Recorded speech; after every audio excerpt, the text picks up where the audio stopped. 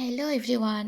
তো বন্ধুরা, আজকে আমি তোমাদের সাথে শেয়ার করতে চলেছি বড়ইয়ের আচার মানে কুলের আচারের একটা ছোট্ট রেসিপি। আমি যেভাবে বানাই ওইভাবে তোমাদের সাথে শেয়ার করব। তো আশা করি তোমরা অবশ্যই ভিডিওটা দেখবে। তো আমি প্রথমেই এই যে কুলগুলো অনেক শুকিয়ে রেখেছিলাম, একদম বেশি শুকনো হয়ে গিয়েছিল বলে আমি ওইগুলোকে প্রথমে একটা বালতির জলে একটু গরম জলে প্রায় 1 ঘন্টার মতো ভিজিয়ে রেখেছিলাম। 1 ঘন্টা ভিজানোর পরে এগুলো অনেকটাই নরম হয়ে গেছে। তারপর আমি এগুলোকে ভালোভাবে ছেঁকে উঠিয়ে নিয়েছি। একটা ঝুড়ির মধ্যে উঠিয়ে রেখেছি। তো এখানে উঠিয়ে রেখে অনেকক্ষণ ছিল। উঠিয়ে রাখার পর আমি এবার আমি কড়াই নিলাম। কড়াইটা একটু গরম করে গুড়টা দিয়ে দিচ্ছি। আমি এখানে প্রায় 1 থেকে 1.5 কেজির মতো, 1.5 কেজি থেকে একটু বেশি হবে গুড় ইউজ করছি, কারণ আমার এখানে বড়ইয়ের পরিমাণ অনেক বেশি ছিল। প্রায় 2 কেজির মতো বড়ই ছিল। তো বড়ইগুলো অনেক টক ছিল, যার কারণে আমি গুড়টা একটু বেশি পরিমাণে ইউজ করছি। তো আমি এখানে জল ছাড়াই কিন্তু গুড়টাকে গলিয়ে নেব, কারণ আচারের মধ্যে জল ব্যবহার করলে আচারটা নষ্ট হয়ে যায়। আর যেহেতু আমি এখানে ভিনিগারও ব্যবহার করব না, কারণ ভিনিগার আমার ঘরে নেই, সেই জন্য আমি গুড়টাকে এভাবে গলিয়ে নেব। তো গুড়টা গলানো হয়ে গেছে। গুড়টা গলানোর পর এবার আমি বড়ইয়ের থেকে চিপে চিপে জলগুলোকে ফেলে দিচ্ছি যতটুকু সম্ভব হয়। ফেলে দিয়ে তারপর আস্তে আস্তে আমি সবগুলো বড়ই মানে কুলকে এখানে দিয়ে দিচ্ছি। হ্যাঁ, তো ভালো করে যতটুকু চিপানো সম্ভব হয়, জলটা ঝরানো সম্ভব হয়, ঝরিয়ে সবগুলো বড়ই বা কুলকে এখানে আমি দিয়ে দিলাম। দিয়ে দেওয়ার পরে ভালো করে আমি আস্তে আস্তে নেড়ে চেড়ে নেব। একটু পরপরই নেড়ে নেব, কারণ নিচের দিকে পড়ে যাওয়ার সম্ভাবনা থাকতে পারে, যেহেতু আমি জল ইউজ করিনি এখানে। আর চুলার জালটা একদমই কমিয়ে দিয়েছি। তো আমি এটা চুলাতেই বানাচ্ছি। প্রথমে ভেবেছিলাম গ্যাসের মধ্যে বানাবো, কিন্তু গ্যাসের মধ্যে দেখা যায় কি গ্যাসটাও অনেক টাইম লাগে। গ্যাসটাও তো খরচ হয়ে যায়। তো আমার কাছে মনে হলো যে চুলাতে বানালেই মনে হয় ভালো হবে। আর চুলার মধ্যে তো আম যে কোনো জিনিসের টেস্টটাই আলাদা হয় আমার কাছে মনে হয়। তো এদিকে দেখো গুড়টা কিন্তু এখনও গলছে না। তো আমি এটাকে নেড়ে গুলিয়ে নিচ্ছি আস্তে আস্তে জাল কমিয়ে দিয়ে। এখন দেখো মোটামুটি এটা অনেকটাই হয়ে গেছে। তো আমি এখানে এখন দিয়ে দেব লবণ পরিমাণ মতো, যেহেতু বড়ইগুলো অনেক টক। তো আমি এখানে একটু বেশি পরিমাণে লবণ দেব।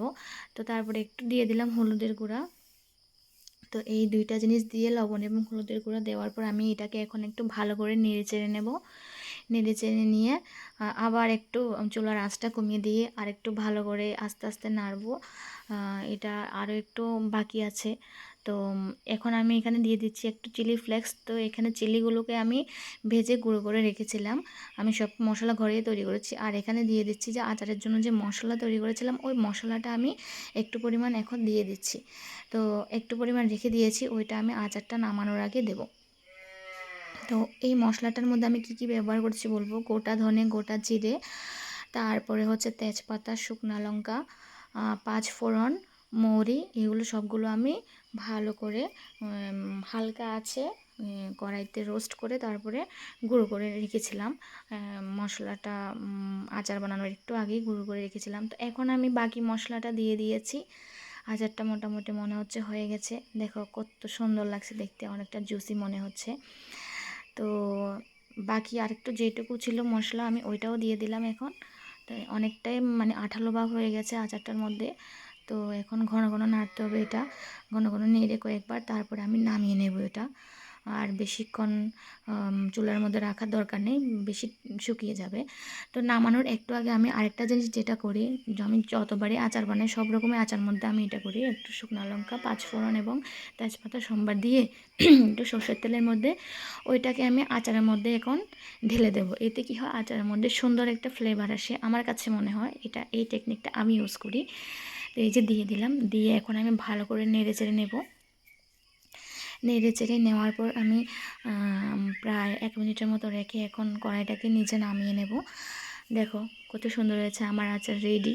এখন কড়াইটাকে আমি নিচে নামিয়ে নেওয়ার পর এই যে ঠান্ডা হয়ে গেছে, ঠান্ডা হয়ে যাওয়ার পর দেখো আচারটা কত মানে জুসি জুসি লাগছে। আমি খেয়ে দেখেছিলাম, অনেক টেস্টি হয়েছিল আচারটা। তো এখন আমি এগুলোকে একটা কাচের বয়ামের মধ্যে ভরে রাখবো। যেহেতু এগুলো অনেক দিন থাকবে, কাচের বয়ামে রাখলে এটা অনেক দিন থাকে, নষ্ট হয় না। তো আস্তে আস্তে আমি কাচের বয়ামটার মধ্যে ভরে নেব। অনেক বড় কিন্তু বয়ামটা। তো এই বয়ামটা আমি আচার রাখার জন্য কিনেছিলাম। তো এই যে দেখো সবগুলো আচার এখানে ভরা হয়ে গেছে। তো এই থ্যাংক ইউ।